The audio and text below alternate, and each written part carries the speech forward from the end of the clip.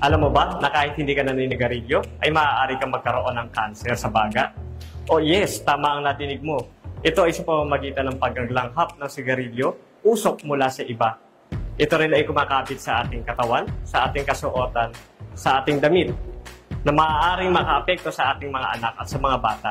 Ito rin ay nananatili sa ating kapaligiran ng matagal at mahabang panahon. Kung iniisip mo na paminsan-minsan lamang paninigarilyo o mas safe gamitin ang vape, baka gusto mo marinig ang katotohanan na hindi sinasabi sa iyo ng packaging at ng mga ads ng sigarilyo. Paminsan-minsan lamang ang paninigarilyo, hindi naman ito siguro nakakasama. Ayon sa mga eksperto, ay walang safe na level ng paghit-hit o paggamit ng sigarilyo. Bawat sindi, bawat hit-hit ay maaaring makaapekto sa ating katawan at sa ating kalusugan. Mas ligtas ang vape kaysa sa sigarilyo. Ito ay isang maling paniniwala. Walang sinamang eksperto o magsasabi na ito ay gawing alternatibo. Bawat kemikal na napapaloob sa vape ay maaaring makasira sa ating baga at maaaring makaapekto rin sa ating kalusugan. May filter naman ng sigarilyo, kaya nababawasan ang nicotine at tar na pumapasok sa ating katawan. Ang totoo, nagkakaroon ng ilusyon sa paggamit ng filter. Maaaring mas lumalim o maging mas madalas ang paggamit ng sigarilyo. Kaya pagka ito ay sinuma, halos pareho lamang ang nagiging epekto ng sigarilyo sa gumagamit ng filter at sa hindi gumagamit. Hindi naman delikado ang second-hand smoke. Ang usok na ibinubuga ng mga naninigarilyo ay tinatawag nating second-hand smoke. Ang bawat usok nito ay nagtataglay ng 7,000 na chemicals. Ang chemicals na ito ay maaaring magdulot ng cancer sa ating baga. Ang mga bata, matanda, ay lantad sa usok ng mapanganib na sigarilyo.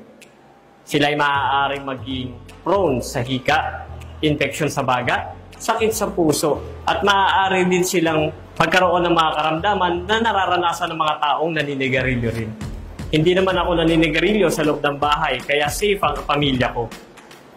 Fake news yan, hindi lamang second-hand smoke ang problema.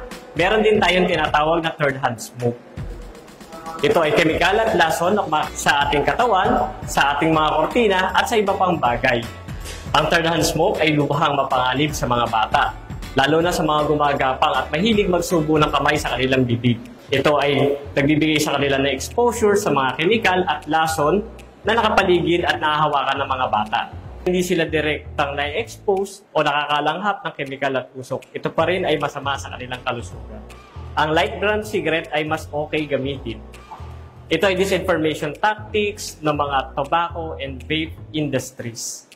Matagal nang ginagamit yan yung mga salitang light, mild, low tar at safe alternative upang akitin ang mga bagong magamit ng sigarilyo. Gusto lamang nila maging cool, trendy at masarap ang paggamit ng sigarilyo. Ang hindi nila alam, sa unang hit-hit ay maaari nang mag-umpisa ang pagkasira ng kalusugan nila at makaapekto na rin sa mga mahal nila sa buhay. Milyon-milyon ang ginagastos upang magmukhang katanggap-tanggap, normal at hindi nakakatakot ang paggamit ng sigarilyo. Buksan ang mga mata at alamin ang totoo. Ang paninigarilyo ay hindi fashion statement at mas lalong hindi stress reliever. Dala nito ay sakit, adiksyon at kamatayan. Itigil ang bisyong ito hindi lamang para sa ating sariling kalusugan, para na rin sa ating pamilya at para sa susunod na henerasyon.